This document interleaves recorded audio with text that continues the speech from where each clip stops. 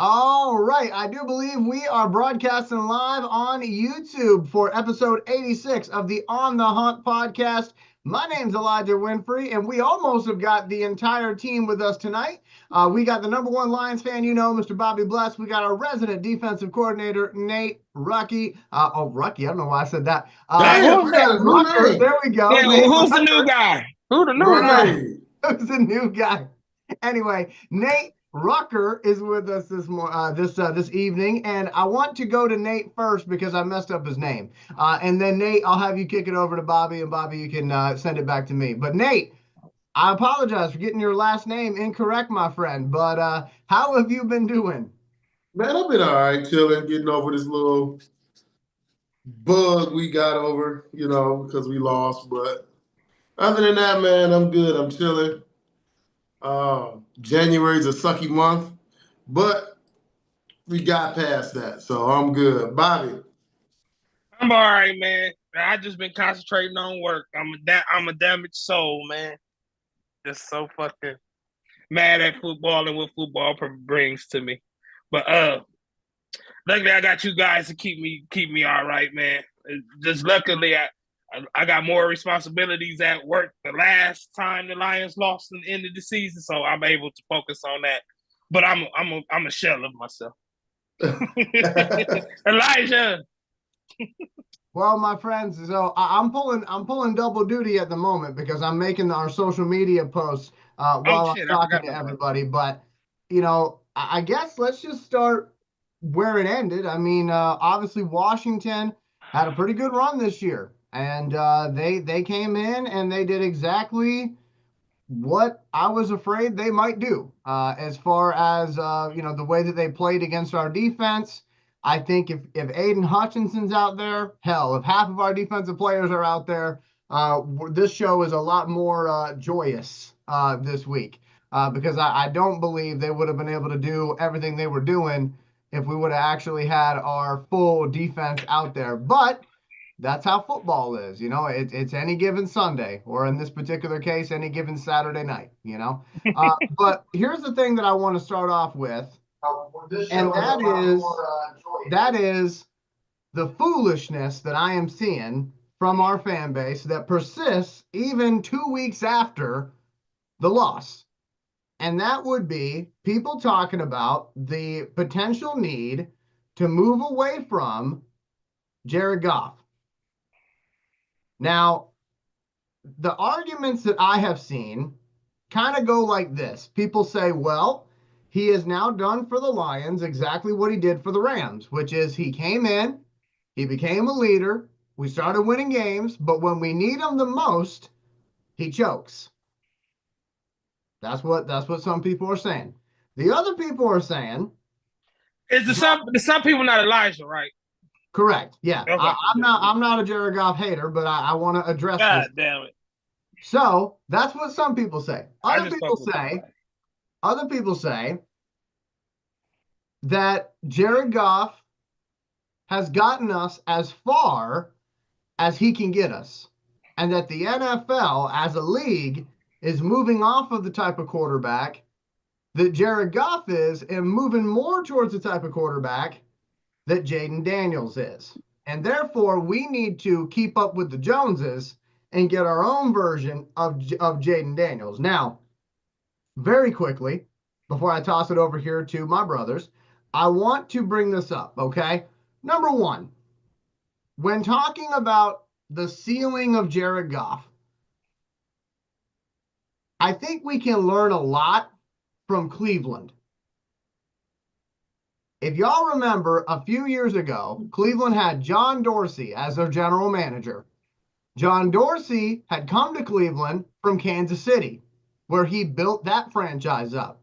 In fact, everybody wants to talk about Andy Reid, Pat Mahomes, but remember, without John Dorsey, there is no Pat Mahomes in Kansas City because Pat Mahomes was not expected to go that high.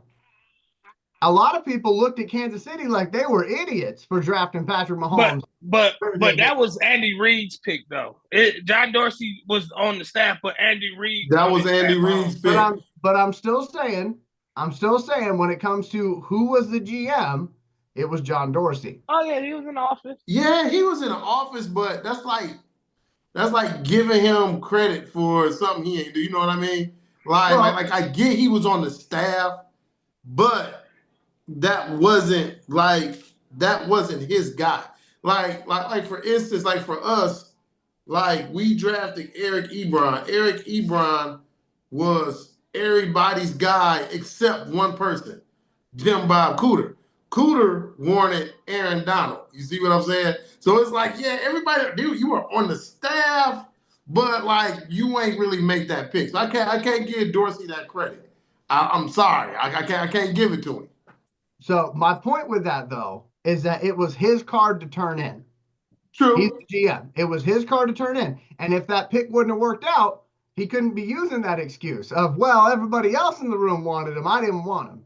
It don't work like that. You're the GM. Well, I just asked him like this: what has he done since Patrick Mahomes? Since he's been in Cleveland? That's where I'm going, though. That's where I'm going. Because in Cleveland, he ended up drafting Baker Mayfield.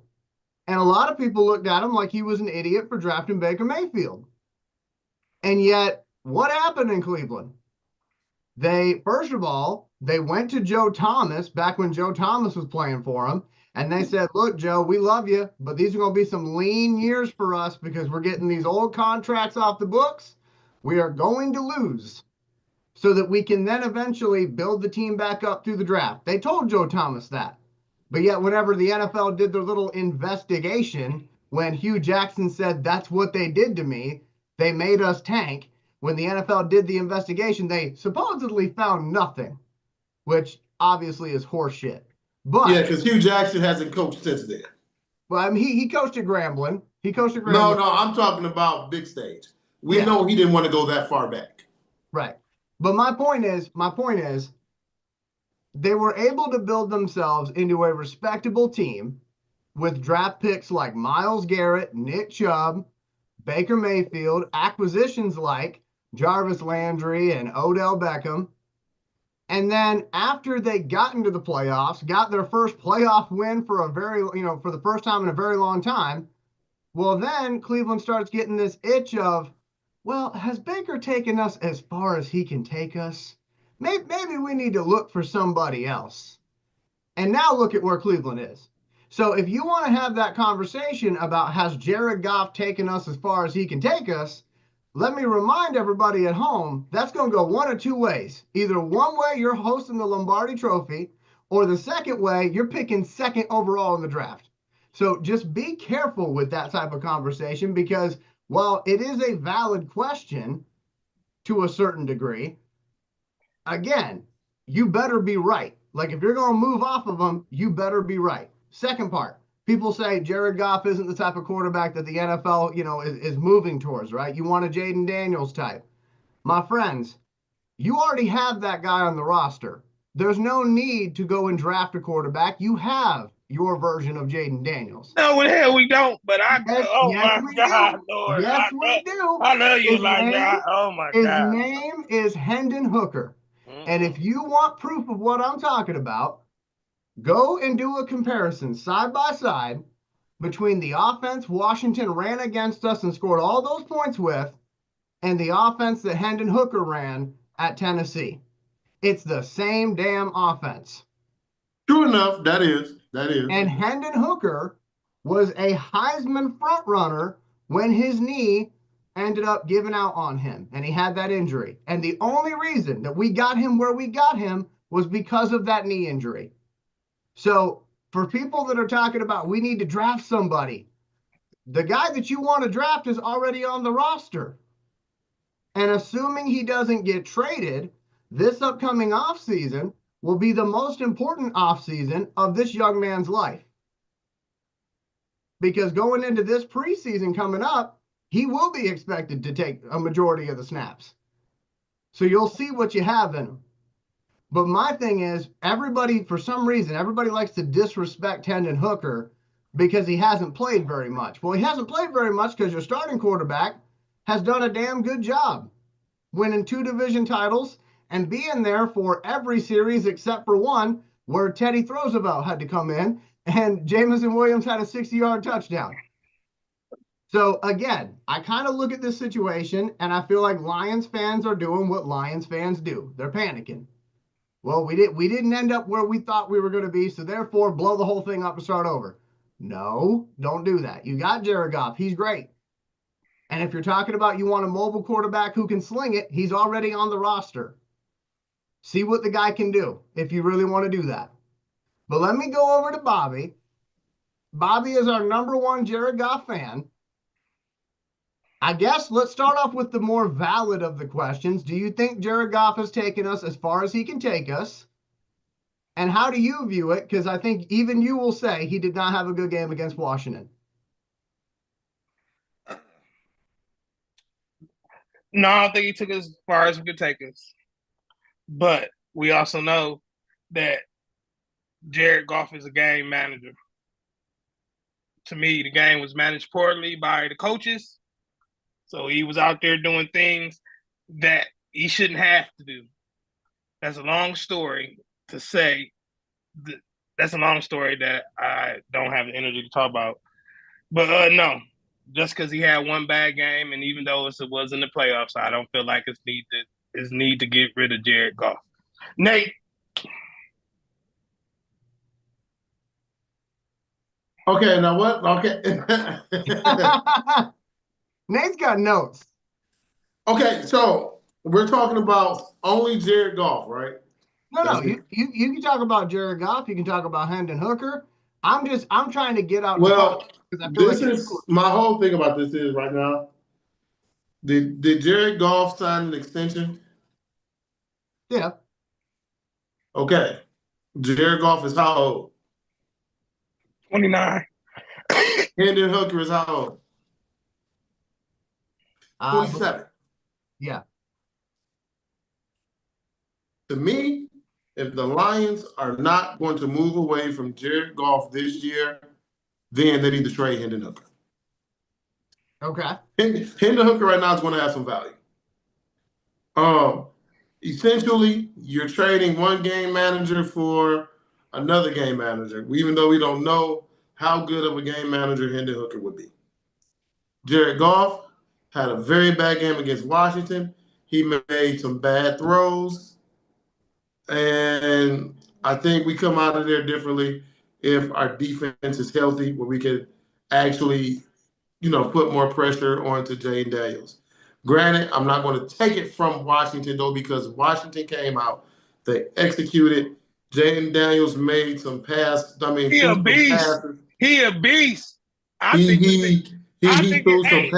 it's an insult to compare Hendon Hooker to him. To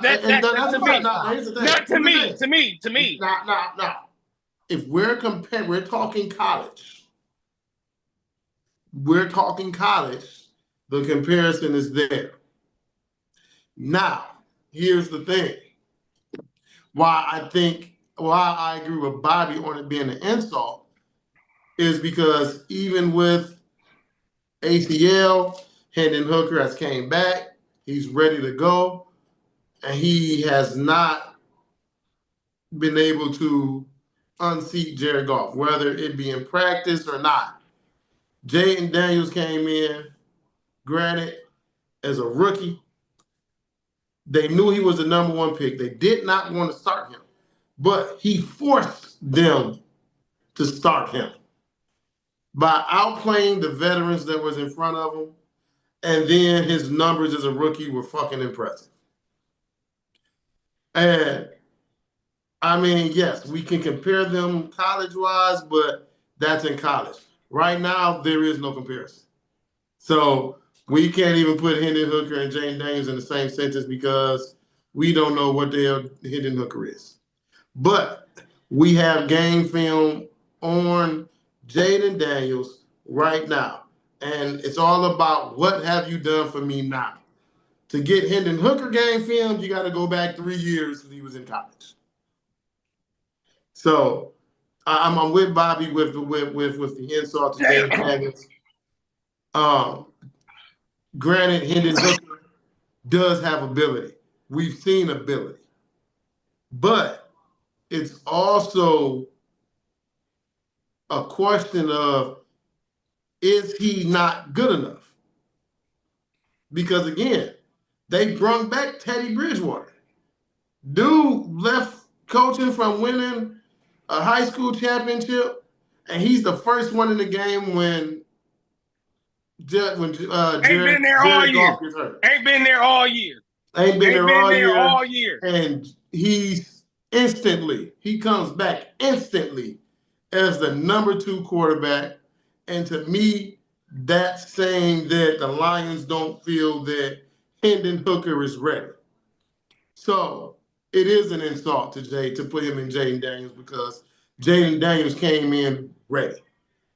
There was no thought, is he ready? He might be, he might not be. From the moment that he started, he has shown he's been ready. He might be the best rookie quarterback ever. Man, I ain't never seen no rookie do what Jayden Daniels was doing, man, to us. So it ain't even about that.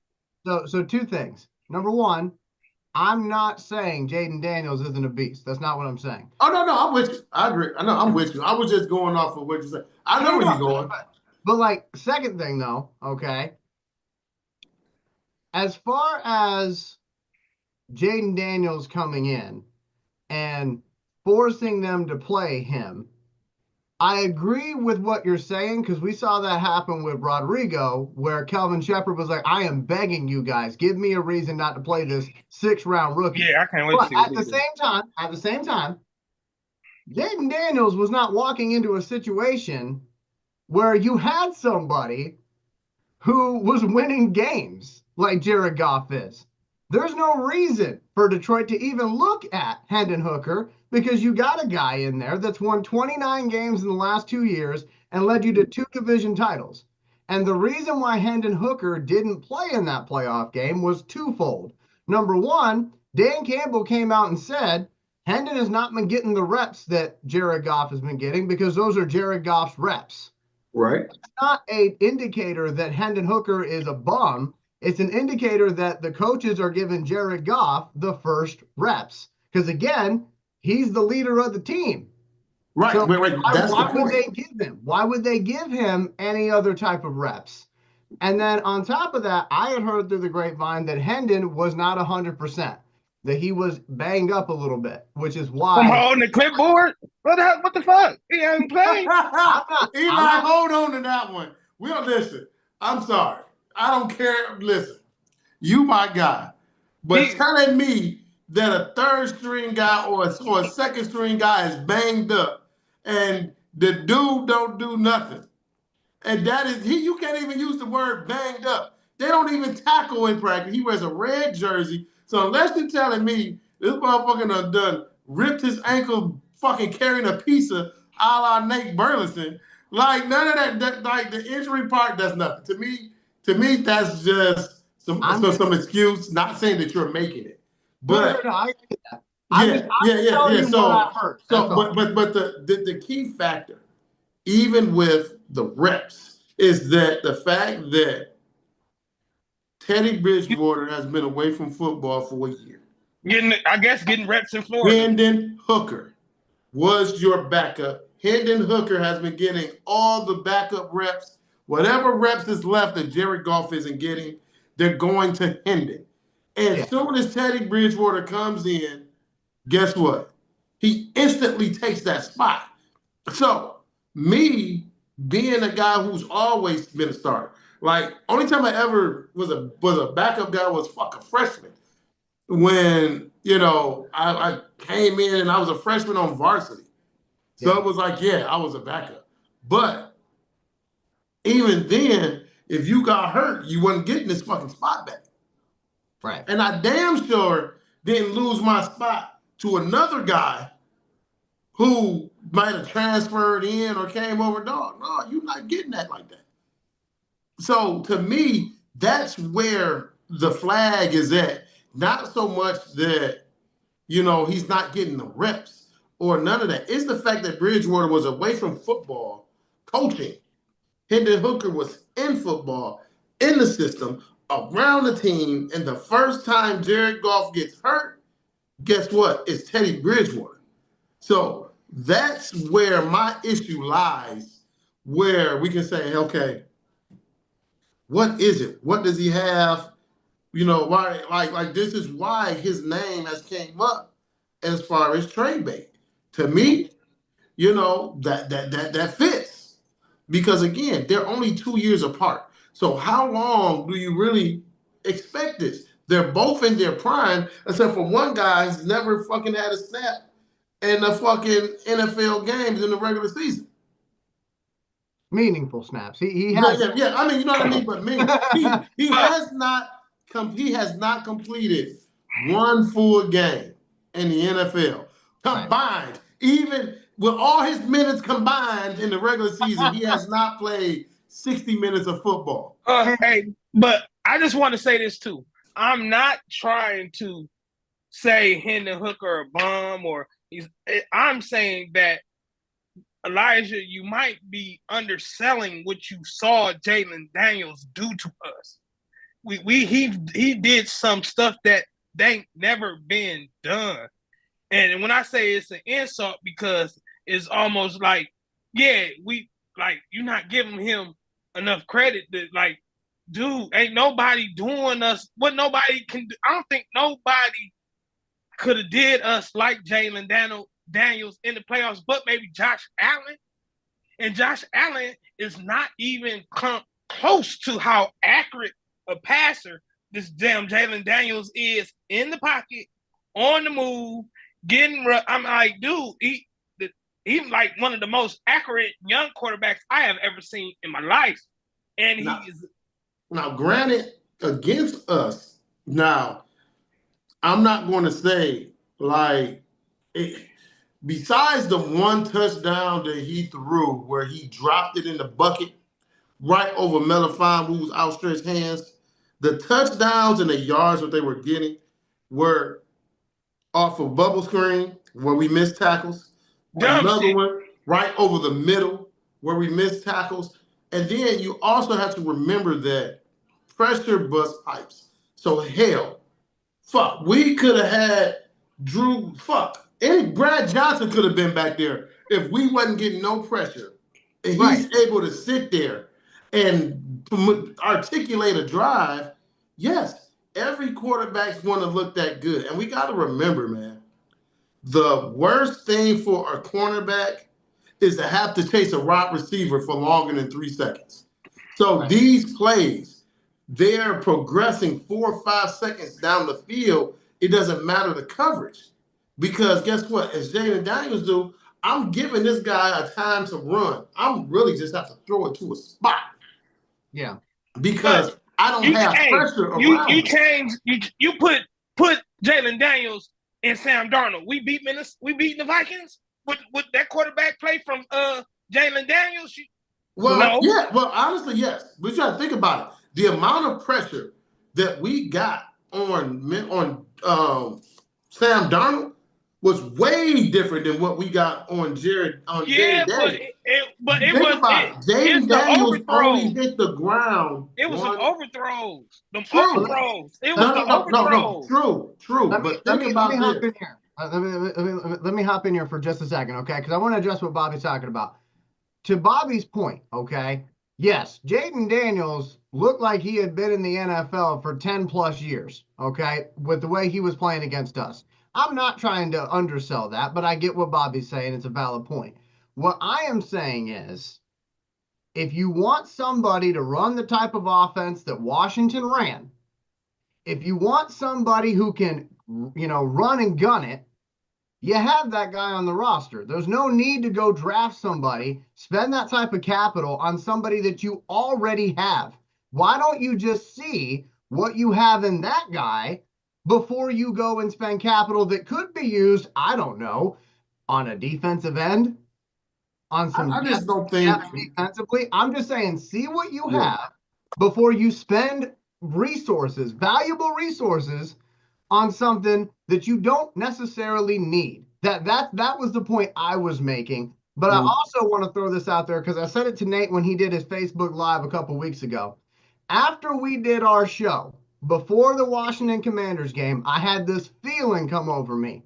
And that was, I was like, man, the way they're talking about Washington, it kind of reminds me of 2003 all over again, when the Green Bay Packers were hosting a playoff game at Lambeau Field, a place they had never lost a playoff game before.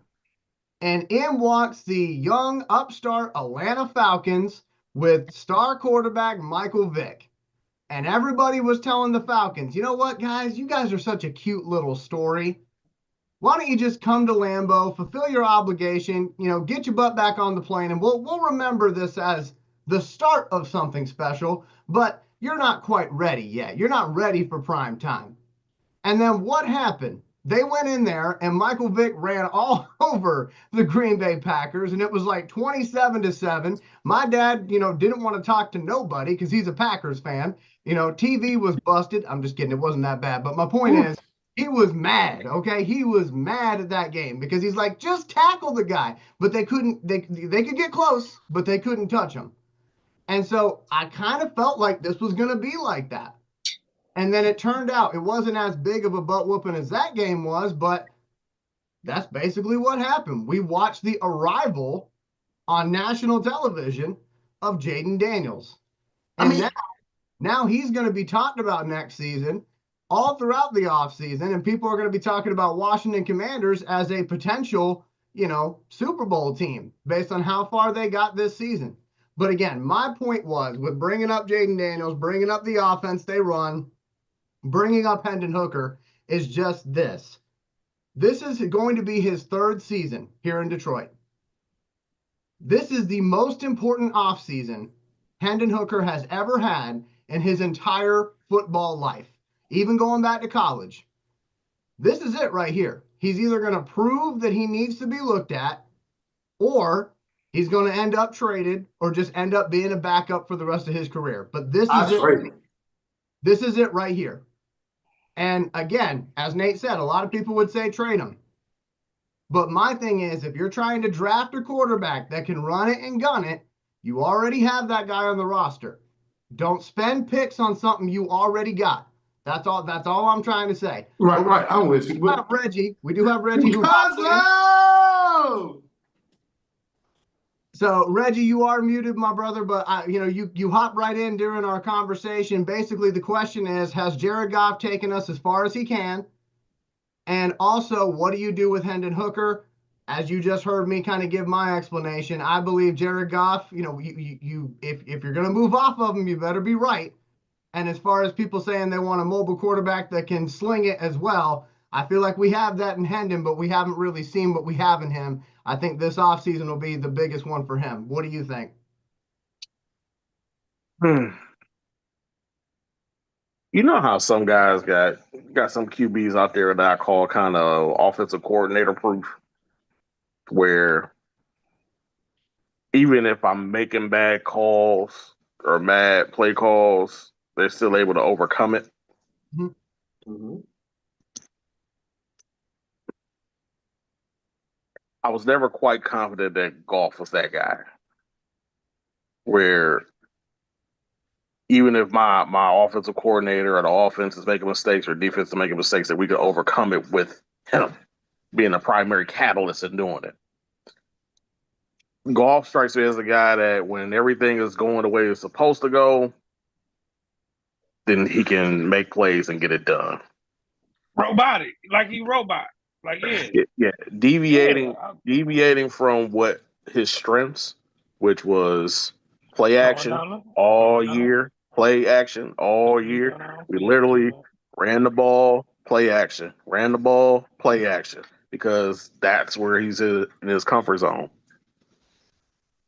So coming into a game like we did against Washington, it was very similar to we talk about with the Bills, where things have to go pretty much perfectly in certain areas in order for us to overcome what was going to happen.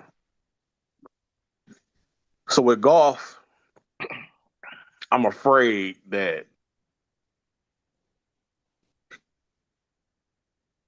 we can't just lean on him to get it done. We have to make sure that we cater everything to him to make sure that we don't put him in bad spots so that he can be successful. which means we have to be healthy, which means we have to have a top 15 and up defense. We have to have special teams doing their job. And we have to have an offensive coordinator that is actually calling plays to our strengths. Yeah, man, I hated the play calling in the playoff game, man. That was whack. The play calling was disgusting to me. He had Montgomery in there running. He just bent back. He was tripping. I got a running back that's averaging 10 yards a carry. Yeah. There's literally no reason for me to throw the ball on a 3rd and 1. They're literally not stopping us at all.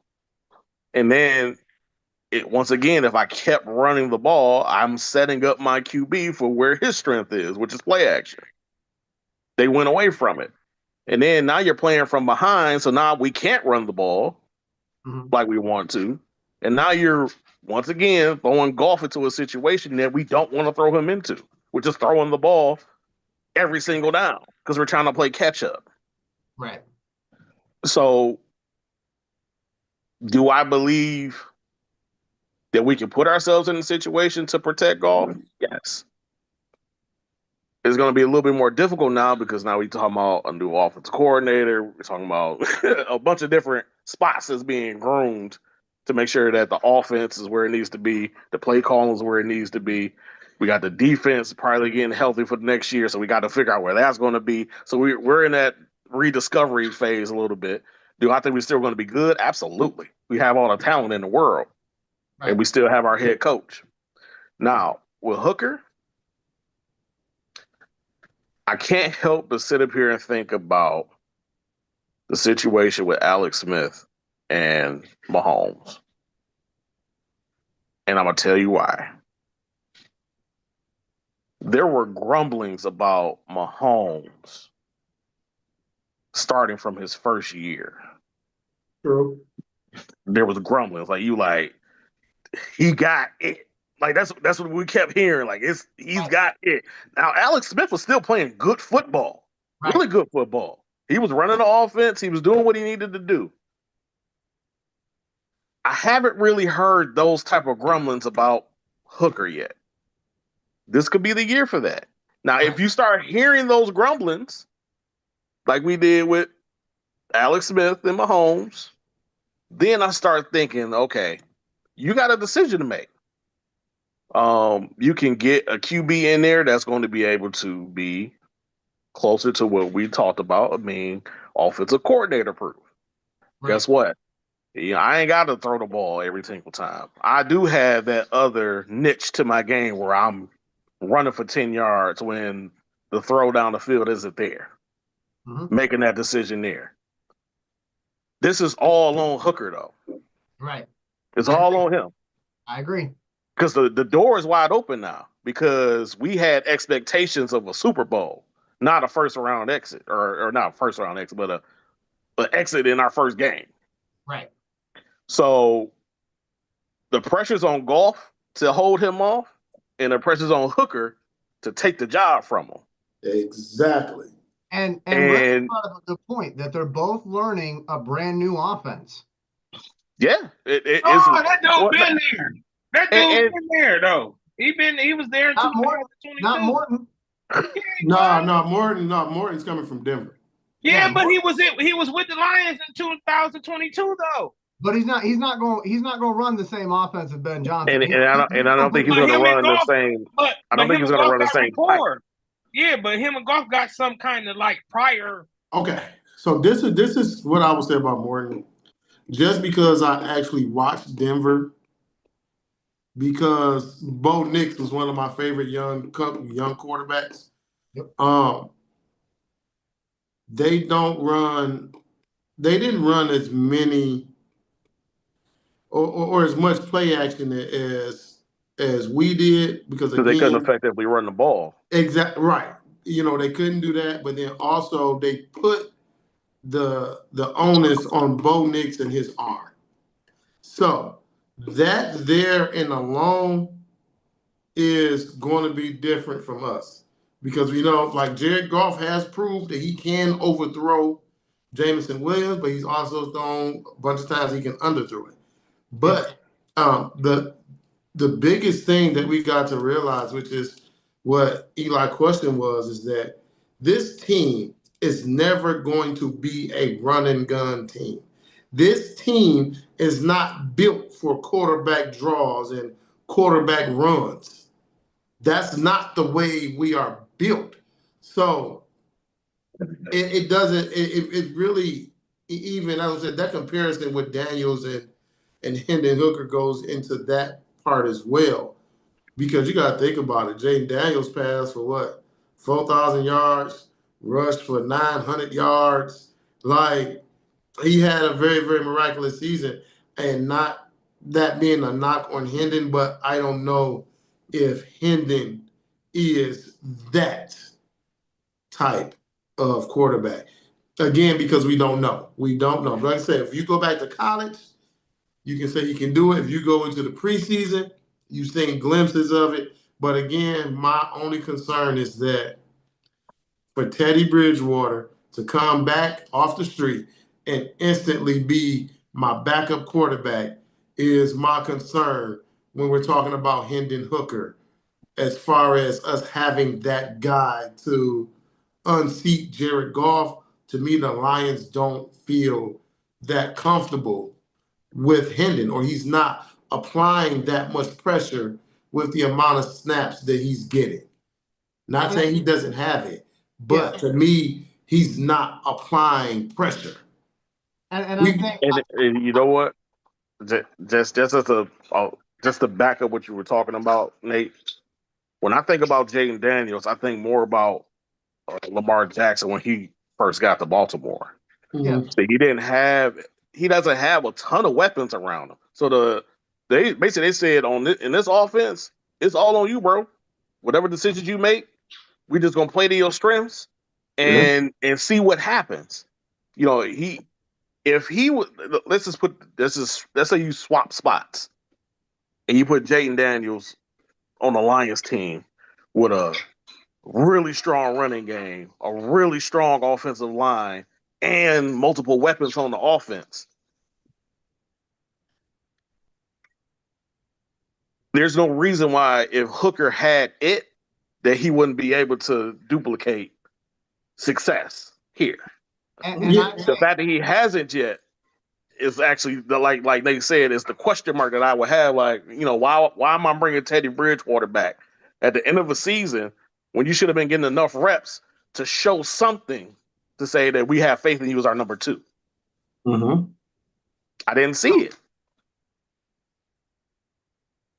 So I will, I'll hop in here by just saying this, okay? So I want to reiterate, this is the off season for Hendon Hooker. This is it right here, brother. Like, you got a glorious opportunity right now. Take it or leave it, you know? Seize the moment or live the rest of your life going, I wonder what would have happened if I would have done that. This is it for him. And the thing is about Hendon, I keep going back to my draft analysis of Hendon Hooker before the big success of Jared Goff in Detroit. I said to everybody, I said, man, you line up Hendon Hooker next to Jahmyr Gibbs and you run an RPO and watch how these defenses are not going to be able to know what to do. Because no matter what you guess, you're wrong. And I still believe that. Now, we have not seen, I mean, somebody out there in YouTube land, go look it up. But we have not seen Hendon Hooker on the same football field as Jahmyr Gibbs playing an actual game.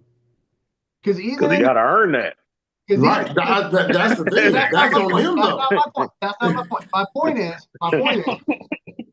My point is not that he hasn't earned it, not that it's something that he has to earn. That's not my point. Y'all know I agree with that. But my point is, you put him, if he earns it and you put him in that situation with the talent that we have, look out. Because I think he has more natural ability. You don't think they see that at practice? You don't think they see that at practice, Elijah? I don't think he, based on what I know of how practices go, he does not get the opportunity to get in there with Jameer, get in there So with. you don't think nobody in that whole building ever thought like that with him, or like I don't know. Here, honestly, Bobby, here's what I think. I think Brad Holmes loves Jared Goff. I believe Dan Campbell loves Jared Goff. And until Jared Goff, and I'm going to knock on wood when I say this, but until Jared Goff loses the ability to play football, he will be their guy. They will go down in flames with Jared Goff because they are loyal to him, and he is yet to prove them to be idiots. So until something bad happens, until the wheels fall off, Jared Goff is their guy. And you know how I know that? Because he threw 5 interceptions at Houston and they didn't move off of him. Because he's their guy. And they know that if they were to bench Jared Goff, it sends a kind of a messed up message to that locker room of, wait a minute, maybe they don't have faith in him. And so I think Dan Campbell is stubborn enough to say, no matter what, this is my dude. No matter what I'm seeing in practice, this is my dude. I won't go that far. I would say more than anything is that you have to apply pressure. You have to show us a reason to question what we're doing. Even when you think about the 5 interceptions in Houston, that game never was out of reach. The defense continued to make plays. Houston couldn't move the ball. And ultimately, Jared Goff is like, hell, right now, that's even more so of my point. It's like he's throwing these interceptions. Our defense is holding them. They're still stopping him. He's been sacked. He can't get away. But again, we have a guy over here who hasn't wowed me enough to say, hey, I think this is a great game for Hendon where he can show what he's really got. And that's the thing. And what Dan Campbell have always said, the best guy will play. The best guy play. Right. So if you're that good. Hey, Nate, I think you know what the issue is? Right now, they have a built-in excuse for why we didn't go as far as we're supposed to go. And the blame was going to go to Ben Johnson. And now he's out of here. Yeah, that was the built-in. I think it's more so. I think it's more so the defense because again, it was 2 of them. Yeah, but the built-in offense directly tied to Goff was going to be Ben Johnson because everybody's saying, "Why are we running the ball?" That was literally the conversation we were having, and it's really similar to what Coach Shepard was saying about Malcolm Rodriguez. Right. The conversation is real similar. Like, hey, because you got to think about it. Goff done got paid. So there's a politic aspect to it, too. There's always going to be a money politic aspect to Goff in the starting position as a QB. Right. But he said, if I got to put him out in front, that's where Hendon needs to be. That same mentality that Malcolm Rodriguez had, or I don't care where I got drafted. I don't care what Goff got paid. I'm coming to take that job, bro. That's right. That's what I'm saying. That's my point. I'm saying, like, you have to. We say it all the time, man. Hard work only beats talent when talent don't work hard. Right now, if you look at Jared Goff, would you say he works hard or he's talented? He works hard. I would say both because what he does to diagnose a defense, that not everybody can do that. True. I would give him But that comes from working hard, though. I think it does. But Bobby, I'm giving you guy love. Disagree with me. Yeah, but he ain't talented to me. He ain't talented to me.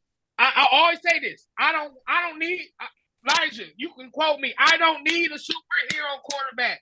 I need the guy that's going to do what you're supposed to do. Run the offense like you hit. It don't have to be talented. He got to be smart, and I think Jared Goff brings that to the table. But you know what the best thing about it is? When that's not happening, I got nothing else for you. Right. I got nothing else for you. Right. So it's on the coach to put him in. He got to have it. Like, I agree. He Right. gotta 'Cause, you have know, he gotta have a coach behind him, put him in the situations he needs to be, because he's not gonna win us a game. Like, I understand. I so agree let with me. that. I'll ask you this question, Bobby, and that's the best. This is what I think about with golf all the time. Does he have the best arm? No. Does he have the best feet? Nah. I wouldn't say no. No. Is he the smartest on the field? Yes. Yeah, No. I could definitely give him He's as far Peyton as intellect, as far as post reads and pre reads, and Jared Goff to me when it comes to his In a brain. perfect situation, No, yeah. no, not even perfect situations. I look at the way he manipulates the defense, not even just with his play action, it's with his eyes, it's the way he Throwing on controls. anticipation. Yeah, So literally. once again, Jared Goff. guys, I think we're deviating from what I'm going with. We're deviating from that. Okay, go ahead, Reggie. In a perfect situation, like how this offense, like this, if you look at golf in this offense, it was perfect for him. Right? Mm-hmm. It's perfect for him. Yep. I can run the ball. I don't have to worry about him having too much pressure on him. I don't have to worry about him having so much pressure coming up the middle that he doesn't have an arm to throw a deep ball, because the pocket is perfect. All he had to do is step into his throw, right? But when he doesn't have that happening, what happens?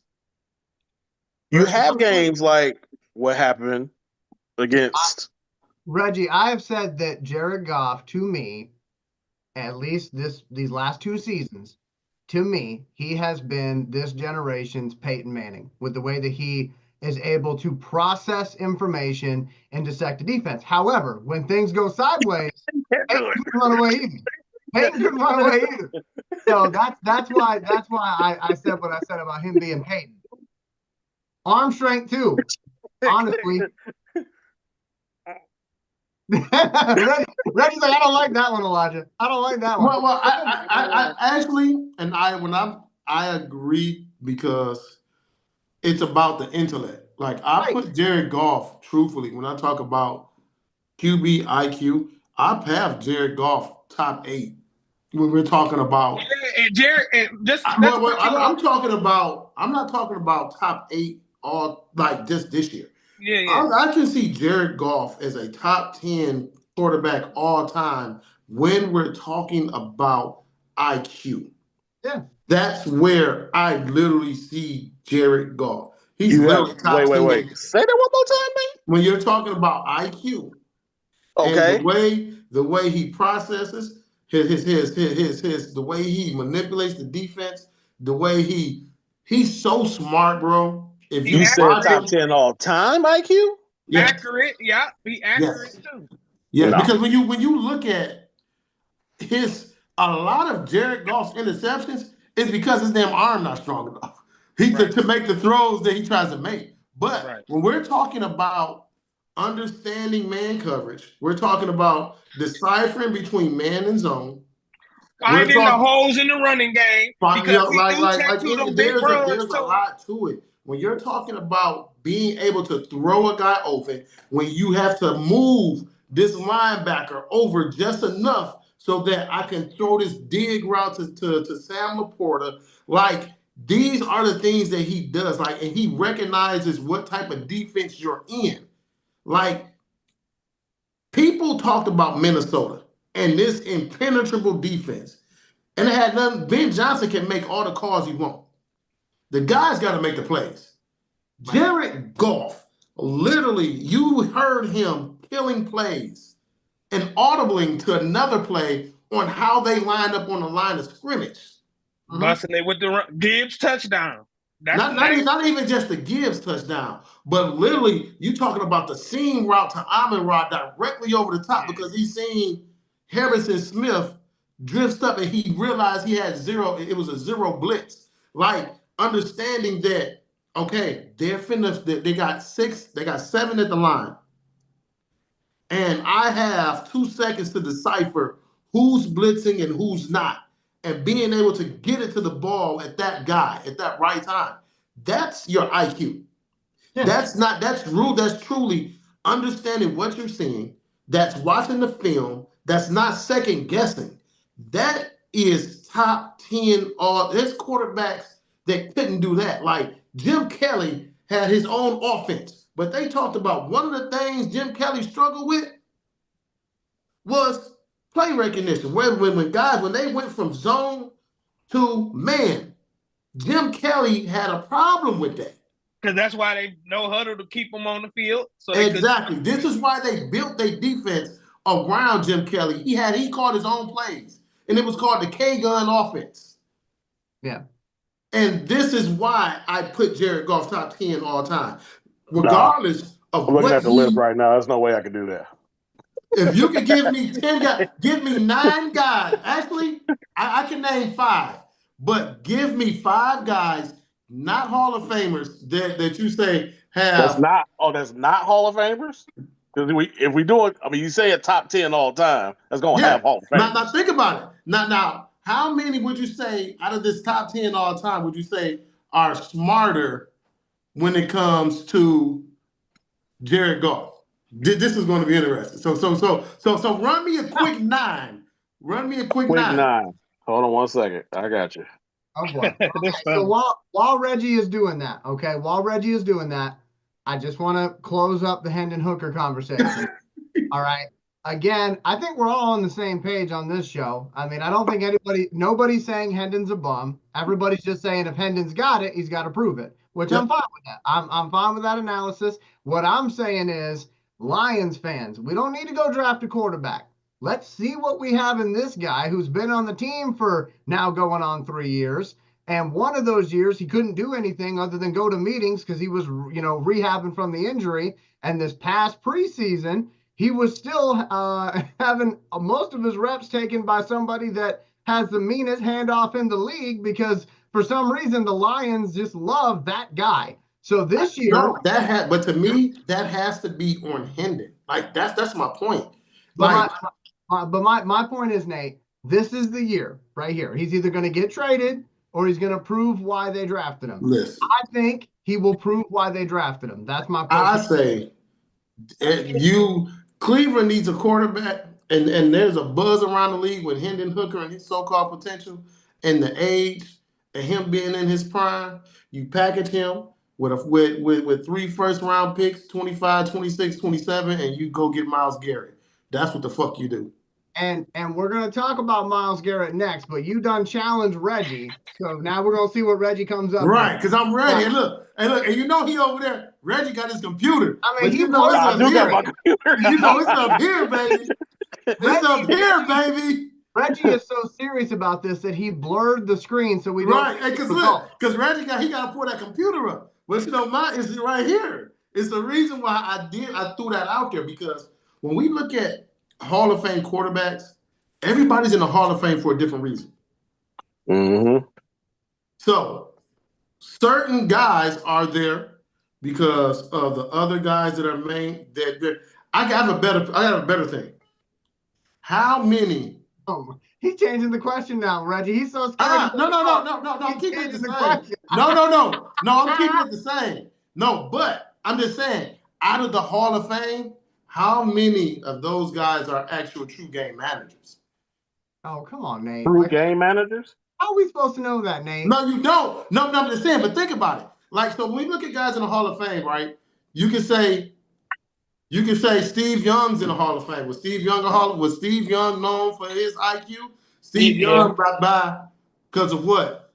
But it wasn't just that. When you look at Steve McNair, you're talking about guys who used their legs and who were improvisers that made everything else. So when I'm talking about guys with them IQs, you talk about Dan Marino, Peyton Manning, Warren Moon, John Elway. Okay. So that's 4. DeMarcus Russell. So that gives you 4. Nobody bid on that. No. You said Joe Montana, right? Yeah. So we're taking legs away, is what you're saying? No, we said IQ. No, I'm just saying, are we taking legs away? I mean, what he just said, are we taking legs away? Because if we taking legs away, we're taking away some of the top 10 that I was. Yes, because again, we're talking about IQ. Remember, I'm basing this off of IQ. So when we're talking about IQ, we're talking about guys. We were talking about understanding your coverage, manipulating the defense. Oh, Drew Brees, you gotta throw his ass in there. Right, you see what I'm absolutely. saying? He was already on the Because list. otherwise, Oh yeah, if you got we're to throw talking, Drew Brees up in there, boy.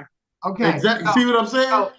But it's really not 10. When you talk about IQ, like Jared Goff mobility and his ball security is his fucking downfall. But brain, dog, Jared Goff is damn show brain from Pinky and the Brain, or the leader from motherfucking Hulk Smash. So I did tell Bobby we were going to keep tonight's show to an hour. So we can talk about Mel. Yeah, we'll talk about Myles Garrett. Let's get to Reggie's results. And again, I just want to put it out there to people. Got to put Drew on there. I said on this show, I'm taking legs off, so I'm trying to figure this out. I said like a month ago that I believe Jared Goff is this generation's Peyton Manning because of I totally agree with you. And his arm strength. Because if y'all remember, Peyton Manning was talked about as, well, he doesn't throw necessarily a pretty. Peyton Manning didn't have a big ass arm either. But that's why he threw so many fucking interceptions. But he was smart as shit. Right. Like when you look at the Wonderlic, like if I had to answer your question, Nate, I would say the only person that I think is better at dissecting information and actually being able to do it. See, that's the other part, right? You can see it, but can you do it? Exactly, man. Tony Romo, right? Tony Romo's made a living on CBS being the guy that can see it, but in his career, he couldn't do it. But that's all. Look at fucking Dan Orlovsky. It's the same shit. He could call out a fucking thing, but this motherfucker run out the fucking end zone with a big ass white line, this thick behind him. But the only person that I think is smarter than Jared Goff, because I view Peyton and Jared at the same level, the only person that I think is better intellectually, Tom Brady. That's the one. Because Tom Brady has the same skill set as Jared Goff. Work hard. And he's got more Super Bowls. Work hard. But again, that's also why at the very beginning of tonight's program, I said, if y'all want to move off of Jared Goff, and I'm not talking about the fellas on the screen, but if y'all want to have that conversation, you better be right. But you know what? That wasn't like the biggest thing that I've seen Lion fans talk about. It wasn't so much moving away from Hendon. To me, I want to talk about is the disrespect that Ben Johnson received from the Lions fans. My thing is, listen. Yeah. Nobody really wanted to see him go. If Ben Johnson decided not to go, everybody would have still been fucking happy. Period. You still would have been happy. The fact that everybody was saying that he completely sabotaged this game to go to Chicago and all that type of shit is a part that pissed me off. And understanding Lions fans, and it's like, wait a minute, y'all. They have given y'all a resume. They have put a product on the field that we have won. Like, there's no way Jared Goff Ben Johnson wasn't committed to winning. Like, he didn't just go out and he didn't throw the interception. Granted, Ben Johnson does have games where he gets in his own fucking way, where he gets in his own head because he is that guy that wants to make a big play to pull a life back in the team and blah, blah, blah, blah. I get that. But to be utterly disrespectful of this guy, to me, is just shitty. Like, everybody that's on a coaching staff wants to be a head coach eventually. And everybody that is in that situation or knows that they're going to be in that situation already has a short list of candidates for who they're going to want to be their OC, their DC, their ST. They got a whole list of people. So the fact that people have been jumping on, well, why was he working on this up to a year ago? Because that's what you do. And you know, right. And then you work on that stuff. Right. And number one, if I'm going into a new situation, like for instance, if I'm going, let's say, hey y'all, I'm going over to Woodward Sports and they want me to do a segment, but they want me to work with 4 of those guys, but I can only take 2 of mine. guess what? Y'all going with me because I'm familiar with y'all. I'm going to take people that have came up with me. We understand the same things. We see the same things. That's just a part of coaching. Like, I'm going to take, if I can, the passing coordinator because guess what? He's worked under me. We have the same vision. He knows what I want. He knows the type of players that I like. Like, to me, that's just simple things, but fans are fans. But that's just the only thing that really pissed me off was that, and they're mad about our coaching staff leaving. Guess what? When you're fucking winning, that's what happens. But let me throw this out there real quick, Nate. So Ben Johnson, Aaron Glenn. Personal opinion, I think Aaron Glenn's going to be the better head coach because me too, definitely. Aaron Glenn had to do more with less this past season. And yeah, I think he does. Going into the Jets, he's playing in a division that is not the toughest, okay? But for Ben Johnson, this is the thing that I want people, and I know y'all are not going to pay attention to this, but I'm going to throw this out there right now. Somebody mark the date, February 4th, 2025. Somebody remember that I said this because I guarantee you it's going to come up. I'm curious, will the relationship work between Caleb Williams and Ben Johnson? Because I think it does. Ben Johnson has only ever had Jared Goff. And the one thing you can say about Jared Goff is that he listens to his coach. He's not out there trying to make spectacular throws or going off schedule because his arm is better than the play you called. But you know what? If you ever watch Caleb Williams, with Ben Johnson, I'm wondering what that friction's going to be like when Caleb Williams says, I'm going to do my own thing, coach. Screw what you said, because my arm strength is better than the play you called. And I know that Caleb Williams is like that because he did it to Eberflus last year. But you know what? Eberflus was trash. Let's be honest. Like, still though, but I'm like, saying, listen, hold on, listen. I'm not saying Eberflus isn't trash. What I'm saying is his track record, though.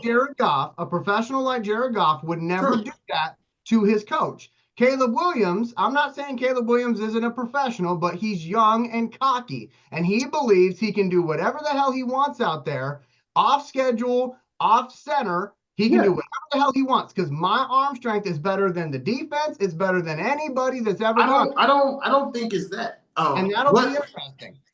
Well, think about what Reggie said.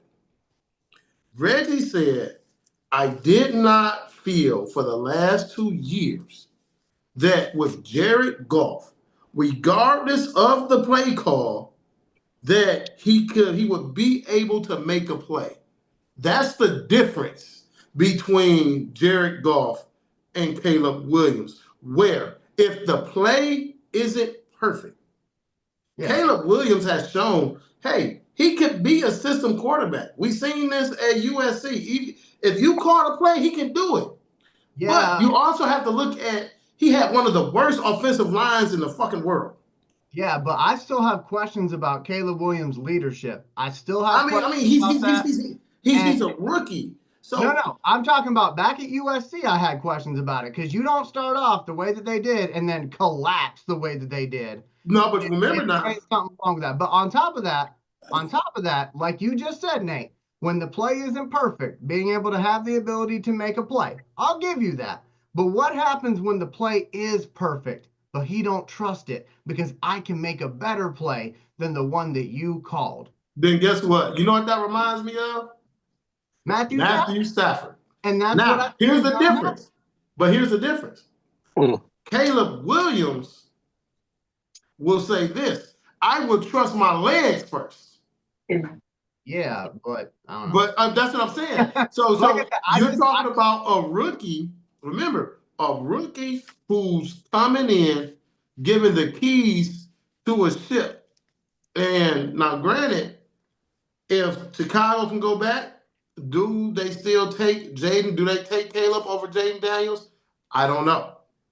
Now, what I will say is that Caleb Williams was not my top quarterback. To me, Caleb Williams was number 5 out of the guys that were taken. I told y'all that. Right. I told you. You and I agree on I that. told y'all.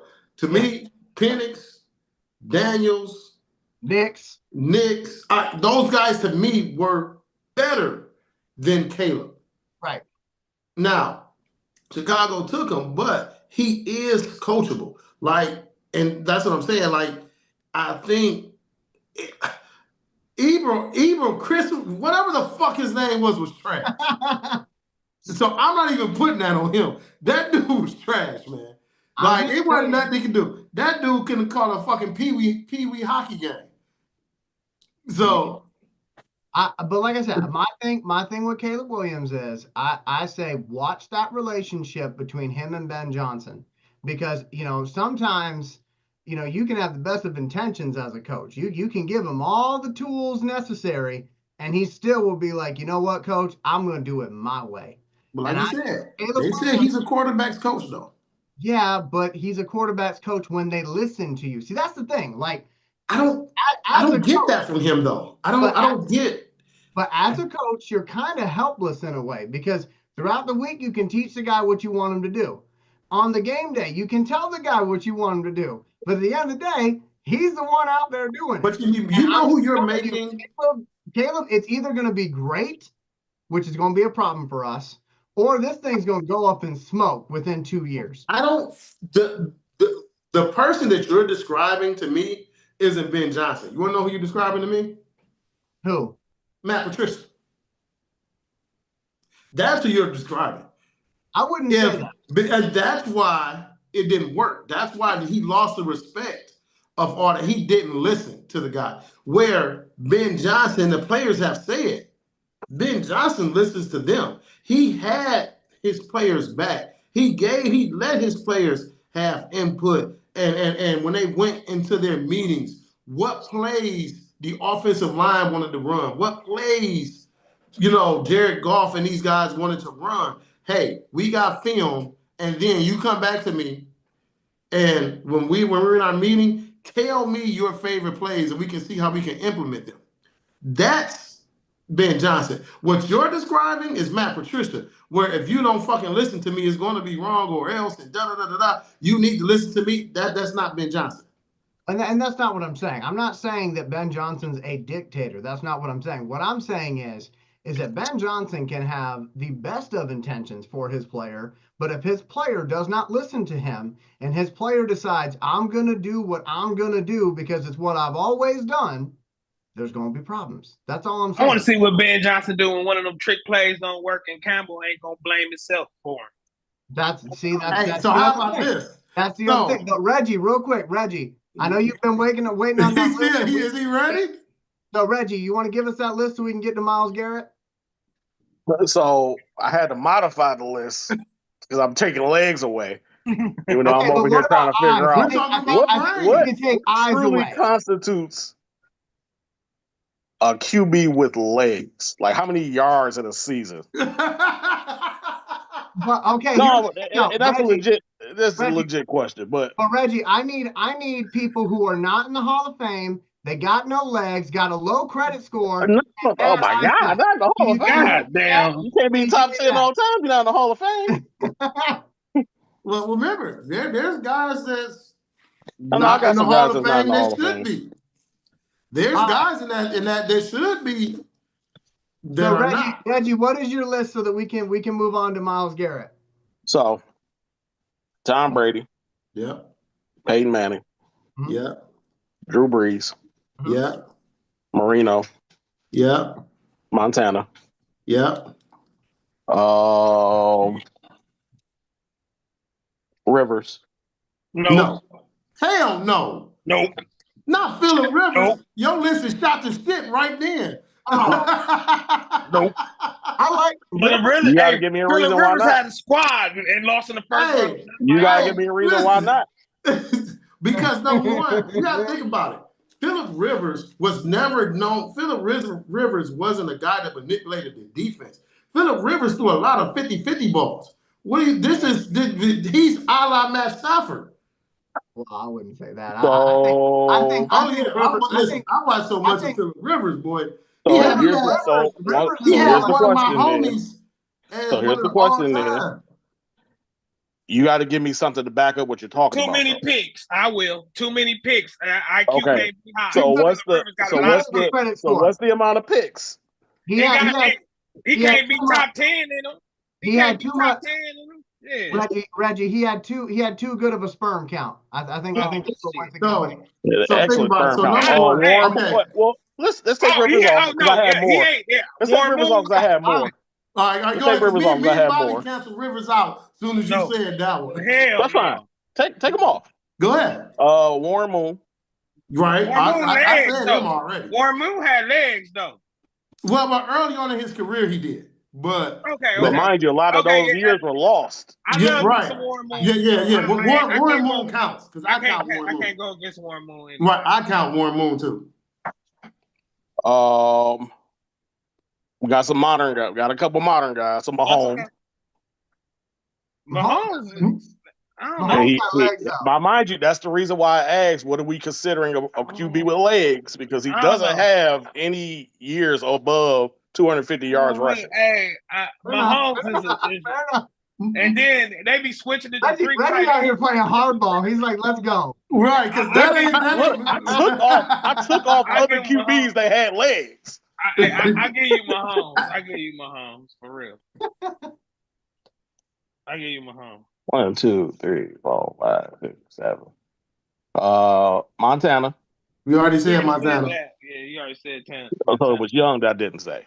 Nope. No, you ain't say Young. We didn't say Young. And I'm not taking Steve Young over Jared Goff. But Steve Young was one of the highest rated passers of all time. He is, and that's the other reason why I had to put him on the list. Even though with the legs and all that, the legs. But remember, but so when you're looking at like when you talk about Steve Young, you have to look at who Steve Young had around him and how much of his shit was 50-50 balls as well. He had a young Terrell Owens. I'll be right back. We ain't even gonna play with it. Yeah. We ain't even gonna play with it. No. Reggie said that he would be back momentarily. Let's talk about Myles Garrett because I gotta get up early. Let's get to Myles Garrett. But here's the deal. That concludes the list of quarterbacks who have no legs, no eyes, a good credit score, a great sperm count, no sperm count. And you know they only vote by mail. So there you go. So that's the list. And so you know that's what I meant to tell them. To me, you want to know true smart quarterbacks or the guys that have the highest intelligence are the ones who don't have legs when you think about it because they can't improvise. These are guys that, guess what? I cannot beat you with athleticism. I'm not going to outrun you to the pylon. Fuck, I can't outrun a 400-pound defensive tackle. So I have to beat you with my mind. I have to beat the blitz because I know I can't fucking run from it. I'm surprised he didn't say Brett Favre. Hell no. Because Brett Favre, man, he has the most interceptions in history. That's the opposite of IQ.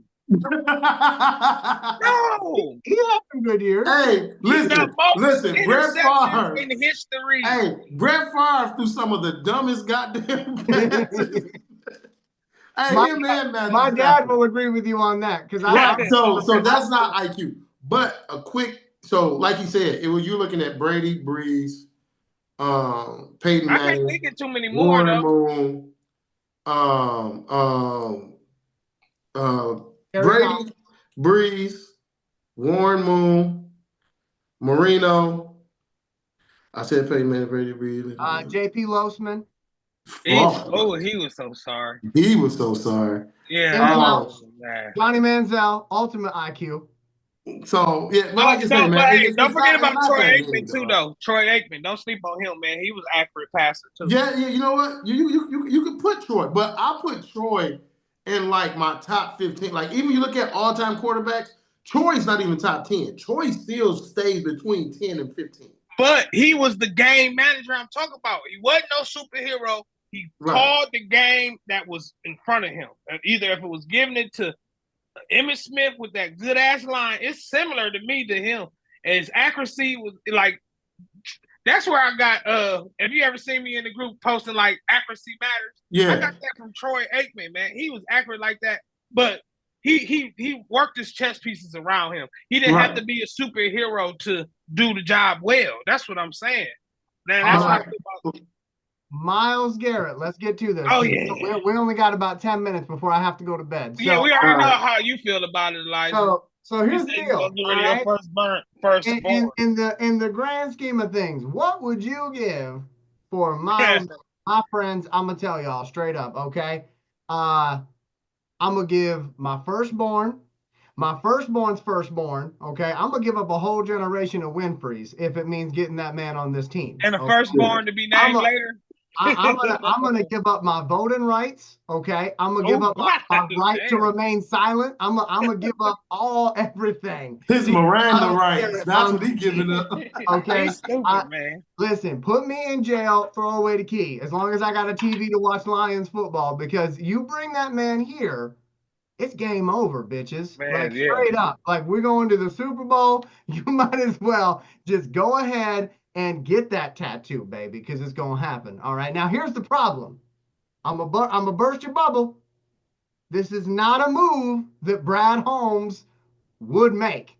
I don't think so either. If you look at the history of the Lions, I know Bobby's that ain't it. Bobby up there at the top of the thing being like, man, Elijah, dishonor on you, dishonor on you. No, it's true, though. But it's true. It's not Brad Holmes. But Brad Holmes, he abuses with them draft picks. I don't like giving us them draft picks. Brad Holmes would rather build through the draft or go find an island of misfit toy type situation or try to pick up somebody from around the league that maybe other people have overlooked so that I got one of those guys, though. I do have one of those guys. But here's the thing, though. Here's the thing. So we know this about Brad Holmes. We know this about Dan Campbell, okay?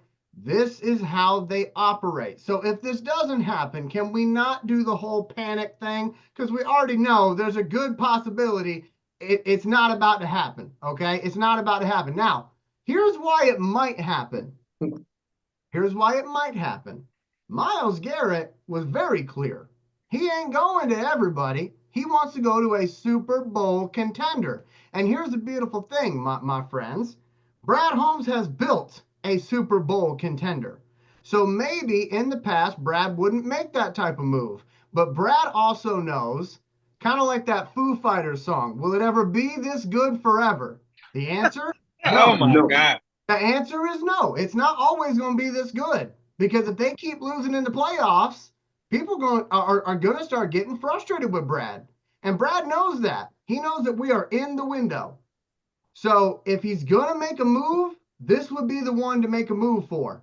Now, what do you got to give up for it? I'm going to tell you what I'm not going to give up. I'm not going to give up Jahmyr Gibbs. I'm not going to give up St. Brown. I'm not going to give up Penei Sewell. Right. I'm not going to give up our guys. Right. You can have them fucking draft picks. You can have them picks, but you ain't fuck them picks, but you can't have my play. So now here's the other one. J-Mo. Are you willing to give up J-Mo? No. For Myles Garrett? Personally, no, I'm not. Are you willing to give up Hendon Hooker? Yes. Personally, I'm not. I'm packing shit myself. I'm going in there. I'm Windexing his locker. Look at that. Like, man, thank you for cleaning my locker. That was so nice of you. Why are you moving the nameplate? What the fuck? Oh my God, y'all is too much. This is the way I look at it. Cleveland is definitely in need of a quarterback. And people around the league still have, the hard on for Hendon Hooker. Cleveland needs a quarterback. You can't say hard on and Hooker in the same sentence. Hard on for the Hooker. Maintain maturity. Stop it. Oh my God, my bad. I forgot who I was on. Hard on for the Hooker. So listen. That's what I heard. Hey, so listen. So think about this package. So this is a two-part. So I want y'all to think about this package, and then tell me who would you do it for. So let's say Hendon Hooker, first round pick this year, first round pick next year, and then your second round pick in 2027. So that's 3 picks plus Hendon Hooker. Are you sending that to the Raiders for Max Crosby or to Cleveland for Myles Garrett? Neither. That's too much. Well, that's what we're going to have to give up realistically. Because No, you have to look at Myles Garrett is how old? Myles Garrett he's is 29. He's right, 29. and you're talking about the #1 defensive end. You're talking about a perennial defensive player of the year. You're talking about a perennial double-digit sack leader. You're talking about this dude has forced 15 holding calls since he's been in the league a year. That's crazy. I didn't even know that was a stat. He has forced at least 15 holding calls since he's been a rookie. I don't know. You're talking about that, and then you have to look at where we're at. So think about it. Not only that, we're picking at the end of the way we're set up for the next 3 years, we should be picking between 28 and 32 anyway. Right, but that's where we do some of our best. So, well, no, not really. His best work is done 3rd round and back. But when you're talking about Hutch, we know what Hutch is now. We know what Hutch was before he broke his leg. And we know what we need on the opposite side. What we seen in the games against Buffalo and what we seen against Washington. Yeah. We have to have guys that will bring consistent pressure every single game. Right. And you know what you're going to get with Hutch. Right. So you need that guy on the other side that scares the fuck out of everybody. So think about it. If the Lions were smart and they had drafted Aaron Donald and you had Aaron Donald and Ndamukong Suh in that fucking middle. Mm-hmm. Bobby, we done talked about this how many times? Instead of Eric Ebron. We would have been long places, man. So that's what I'm saying. So to me, Dallas instead of waiting on the pass interference, man, I can go on, man. Right, but we're talking about pressure busting pipes, offensive linemen. Like you can't pick a running back or a tight end to chip one side. One of these guys is always going to be one-on-one, unless you go max protection. You're going to have to keep your back end. You completely make an offense one-sided. Right. Because you have to keep guys in to help. You have to. You have to. Yeah, you can get lucky, but with us, we're not going to be in that position where we draft the next defensive ends that's going to be great for the next 15 years. We're not going to be picking in the top 12 unless we trading up and then still moving pieces. Right. So we talked about this window. So we got to act. This window ain't going to be open long. I agree with you on that. I agree with you on that front. Window is not going to be open very long. But again, I go back to, if you're a betting man, usually don't bet against, don't bet against behavior. That's been no. Totally. Again, listen, we're throwing out the behavior because we know this isn't a move that Brad Holmes makes. I don't even see him making it. We're doing a hypothetical. Hypothetically thinking. Hypothetically, I think Brad Holmes looks at this situation. I think Cleveland would take the phone call because we're not in the AFC. Whereas Buffalo, for example, who could also use the help, Cleveland ain't going to take that phone call. And as far as us putting Hendon, Cleveland's so sorry. It don't matter who they send them to. I disagree, actually. I will say this about their sorriness. You don't got to give them as much as Nate was saying to give them, because Cleveland going to Cleveland. See, here's the thing. Cleveland, they've lost everything, okay? They lost Mayfield. They lost OBJ. They lost Landry. Well, Mayfield was trash when he was in Cleveland. Remember, Mayfield been to 3 teams before he finally got it right. Well, I disagree with that. But you lost your quarterback. You lost your running back. Nick Chubb's never going to be the same again. You've lost your 2 wide receivers. Everything you built to go on that playoff run is gone now because Miles wants out. And Miles he was the glue that was holding that ship together.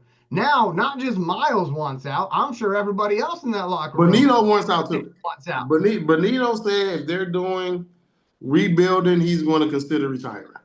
And like I said, because of that, right, Cleveland is looking at it like this is a complete rebuild. Even if we don't want it, this is a complete rebuild. So I think you can get Miles and not have to give up 2 first rounds plus a second round plus Hendon. I also don't think Cleveland would be interested in Hendon because they're about to get Shador. Well, I don't think so. Well, Dion has already put out a list of teams that Shador is not going to be allowed to play for. Was Cleveland on that list? Cleveland's on that list. Like I said, I'm so stupid, man. but, hey, Cleveland's on that list. but I'm just saying, I think 2 first rounders, yeah, I think 2 first rounders, I would be okay with that. The second rounder thing doesn't really bother me, but I feel like to me, that's a throw-in. No, you could just do first, but for me, I say that's just to make sure that anybody else that wants to bid, listen, if we gonna set the bar, we're gonna set the bar high enough so that we don't have to worry about being undercut. Because again, remember, we're picking at the end. What the fuck? We can still hear you. Yeah, we're picking at the end of the first round anyway. So we're talking about picks between 28 and 32. So you could package both of those if you're Cleveland. You can package them 228s or whatever the fuck they're going to be because of the point value, and that can propel you up to the top 10 of a draft if it's somebody there that you really, really, really want. Right. I mean, we'll see. We'll see what I would like to see what happens. Reggie's back. I would like for Brad to actually do this, but I want to go over to Bobby real quick, and then we'll go over to Reggie. These are the last 2 questions of the evening, my friend, because we do have to go. So, right. Bobby, the question is, what would you give for Myles Garrett? And second part, do you actually think Brad Holmes does this? I definitely don't think he'd do it. Right. We know he's not going to do it. I would throw that out there for sure. But what I would give is just one sentence: get it done, and walk the hell out of the fucking room. I don't care. You can give me picks. I haven't met them picks yet, so whatever the fuck. Bobby's taking the Cat Williams approach. He's saying everything. Yeah, forget it. It don't even. I don't know them picks yet. I ain't emotionally tied to them. Nope. Reggie, I think you still have a little bit of your list left, so please do that if you got it. But then, like I said, last question of the evening. I don't feel like I got too many questions on that list. That's funny. Well, Reggie, I'll make it simpler. Look at it this way. A quarterback without legs, majority of the time, when we're talking about quarterbacks with non-athletic ability, they have to beat you with their mind. Right. Because I can't get away from the blitz. I can't use my legs to get away. So I have to be smart. I have to be able to decipher what you're doing because I cannot get away. So this is why. So you know what I call them? I'll call them top 10 out of guys that are severely handicapped. Well, so we call it. On that list, I ain't got no arm. I ain't got no arm. I ain't got no legs. And on that list, Kerry Collins is the GOAT. Okay, low key. Well, think about it. You got Brady, Breeze, Manning, Marino, Moon, Montana. You can say Elway. I had Elway on there. Right. So again, but think about it. So when you look at those type of guys and those quarterbacks that I just named, those are all guys who, guess what? They couldn't beat you with their legs. I had to beat you with my smarts. I had to see what you was doing. I had to be anticipative with your defense, with my throws, be on point. Like, I can't run. So guess what? Dog, you can blitz me all you want. But as long as I'm dialed in and locked in, I got you. This is chess, not checkers.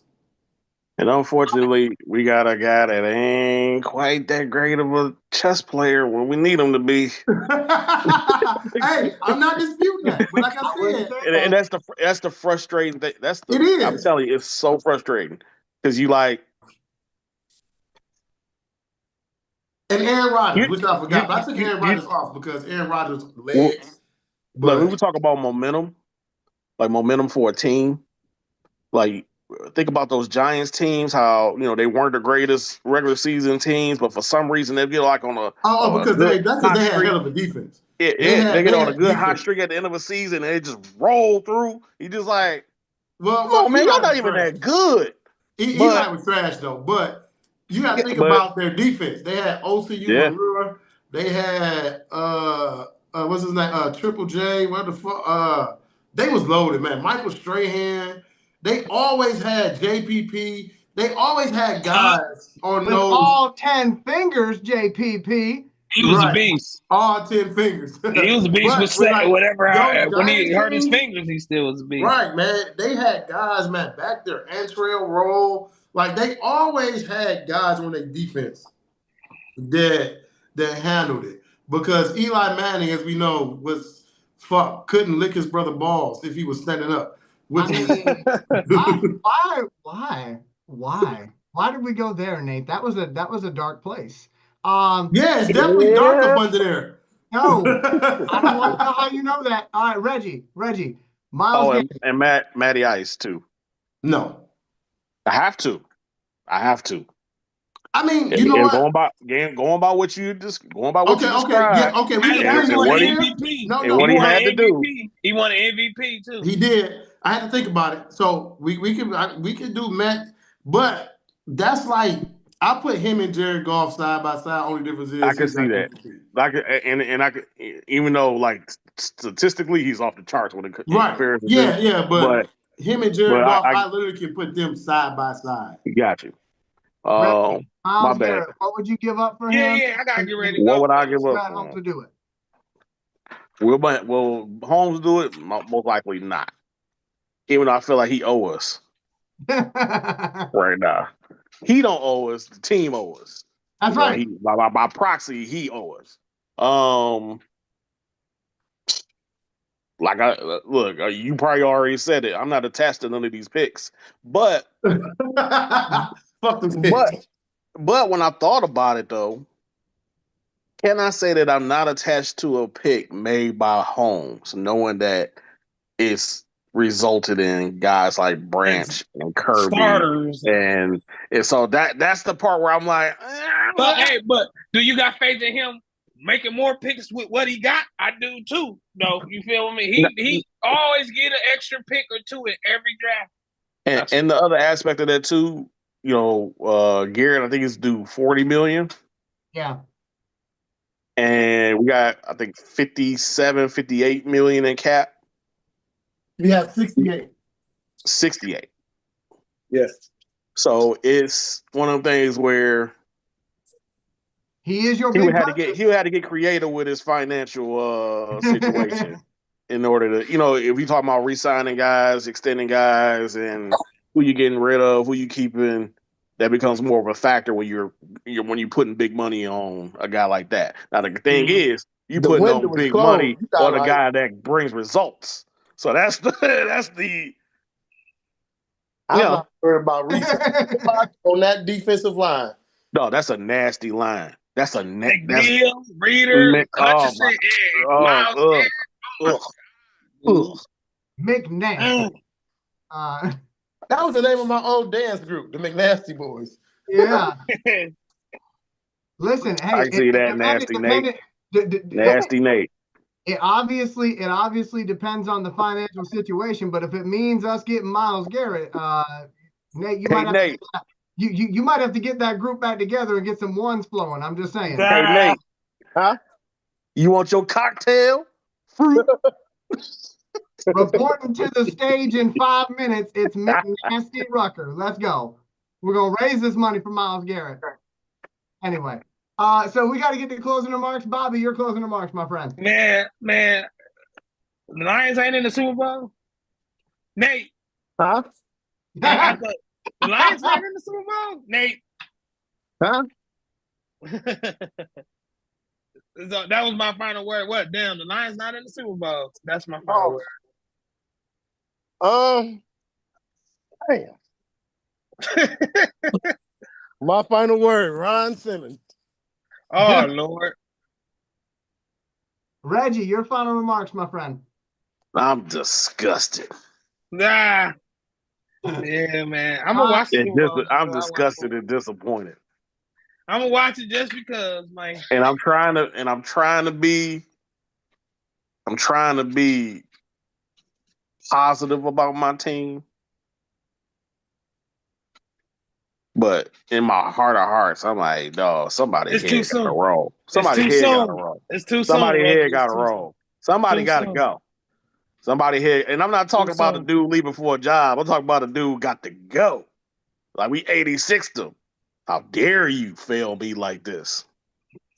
Reggie going dark side with this. He's like Darth Vader. He's like, you failed. It's just, yeah, my heart hurt. That hurt my heart. I get it. Still hurts a little bit. So my final remarks is this, my friends. Remember, every day is an opportunity to affect your life and the lives of those you love. So make sure you get out there and take advantage. And from what I'm hearing, on the first day of the league year, report to Detroit because Mick Nasty gonna be dancing on the pole. Oh my God! Miles Garrett. He done turned into Nate Rucker. You were a pimp, Elijah. You a pimp. That's right. pimping. That's right. Pimping, Elijah. I'm a pimp, and my quarterback's a hooker. Let's go. Yeah, other guys. That's a pimp. You was a pimp. You're a pimp. That's right. And my quarterback is a hooker. Let's go. Your nickname is Run Flat. Hey. Dollars. I think Nate done left us. Yeah, he left us. He's like, fuck y'all. Anyway, hey, y'all have a great night. Remember, McNasty on the pole. Support your bartenders. McNasty on the